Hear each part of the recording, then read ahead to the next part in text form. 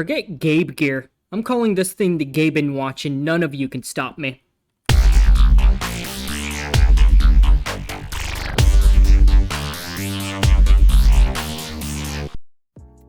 Hello, welcome all, and, hi? Something like that. Today, we are going to be covering some of that delicious salt as we smell the copium coming off of the salty Nintendo fans. This one in particular. The Nintendo Switch Pro is here, and Nintendo didn't even make it, so... okay. Oh, an ASMR channel, alright. Steam announced today a new handheld gaming system. The thing is this big. I'm not even exaggerating when I tell you the thing is this big. We're gonna check it out. I don't know much about it. All I've seen is how gigantic it is. Huh. Sounds like a worthy competitor to the size of my ego. So if you are a fan of this, you might not like this video because ultimately I don't think it's gonna do well. It seems like a niche product, but let's check it out, all right? Before I start casting stones, okay? And that seems to be the main point of Bubby Toad's video here, is saying this thing is gonna fail because it's gonna be a niche, which there's nothing wrong with it being a niche. Genuine question here, what is wrong with it being a niche, Bubby Toad? Why is being a niche gonna make it fail? We're here on Steam's Twitter today, 7 hours ago, introducing Steam Deck. I guess that's what it's called. Steam Deck, powerful portable PC gaming, starting at $399. Starting at $399, so I don't know if there's gonna be a more advanced option or what the case is. Designed by Valve, powered by Steam, shipping December 2021, so very soon. Was this known about before? Because I had no idea, and then out of nowhere there was like, here it is, the new Steam handheld. Haven't they tried a Steam box before and it like didn't do well? What you're thinking of there is called the Steam Machine, and it didn't do well because it never released. I guess Valve just didn't see any potential in it and just decided to pull the plug. They have a habit of either releasing something that they quote-unquote know is gonna do well, or not releasing anything at all until, you know, they make crappy card games. But that's a whole different story in of itself. People are really super excited about it online.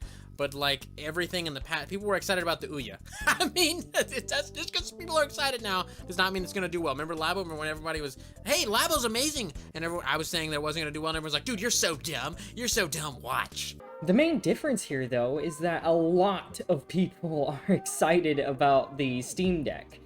I don't recall very many people being excited about the Ouya, like, at all. Like, how many people out there were actually excited about the Ouya versus the already sold-out Steam Deck? A commercial with no sound, and it's a little pixely. But look how gigantic this thing is. And this thing is huge, literally this big. Again, competing with my, ego. Yeah, I really don't think its size is actually that bad, though. I mean, all things considered, it's only 2 inches larger than the Nintendo Switch is, which just tells me that it has 2 more inches of controller space, which is a pretty welcomed change, in my opinion, at least. So here goes my Switch Lite right here. Let me show you this. This is my Switch Lite right here. You're like, that's pretty big. Not really. Look at my hands. They're touching. This is my cell phone. It's literally almost the exact same size as my cell phone. I can put this in my fucking pocket in the carrying case. Watch this. I can put this fully in my pocket. Check it out. That's in my fucking pants. I've done this many times. I've walked around with my Switch in my fucking... Because I wear pants like a normal grown-ass man. Not fucking girl jeans. I'm looking right at you with your girl jeans. I couldn't fit that in there. I can barely fit my cell phone in there. Then grow the fuck up and buy some pants. I mean, you're not wrong. You'd be lucky to fit your fingertips in a pair of pockets from feminine jeans, so to speak. But why are you focusing so much on the size of this thing? Like, you say the same repetitive point, and I can only make the ego joke so many times. So, yeah, size of my ego, yada yada. Next point, please. This, you go, well, this is gonna play Doom at 60 FPS and Team Fortress and all this other stuff. Well, that's great. There's a thing called gaming laptops, all right? We didn't need, this is literally as convenient as a gaming laptop, all right? That's actually a pretty terrible comparison to make if you think about it. Laptops are far larger than a Steam Deck specs are shown to be. They are far toastier, and you're going to need an outlet if you actually want to use the power of a gaming laptop, and this is coming from a guy who used to own a gaming laptop. Yes, they're convenient. Yes, you can easily move them place to place, but they are far from the same thing as a Steam Deck. The comparison with the Switch is far more appropriate for the Steam Deck than a gaming laptop. I like it. It's cool. All right, it looks a little wacky, but the concept and the idea are cool. But it's just such I feel like not a mainstream thing. Like Timmy and his mom at Kmart aren't gonna be like, hey, let's get this Steam portable gigantic thing and carry it around and play God knows what, when they could just go, hey, let's get this, get a Mario Boys, and be on our way. I feel like it's just has way more mass appeal. Like, oh, look, it's got all these household names, and they're just right here.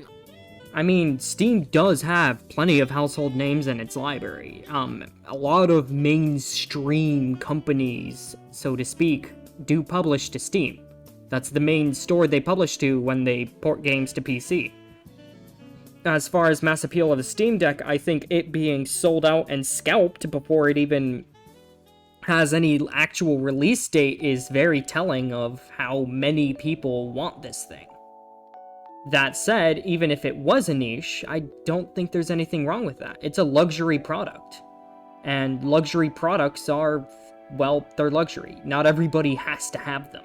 This is the mass appeal, not the niche guy in his basement going beep boop boop bop boop. Let me put everything over. I know it's not hard. I'm just making fun. Okay, I'm just having fun. All right, but it's literally a niche thing. It doesn't have millions in sale mass appeal. To me, I don't think so. At least maybe I'll be wrong. Hopefully, I'm wrong.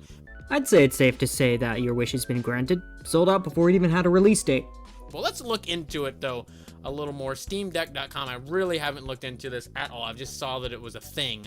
The most gaming power you have ever held. That, sweetheart. You don't know what I've held. I've held Dreamcast guy's dick. I like the Valve logo on it. The quality of the product looks really high. Like, it looks really sturdy. It looks like it's got some weight to it. The buttons and everything, they look really good quality. Like that matte finish with that little scuffiness. Looks like it's got some good grips on there. It looks good quality. I'll give it that. It's almost as if Valve spent all the money on quality rather than profit margin.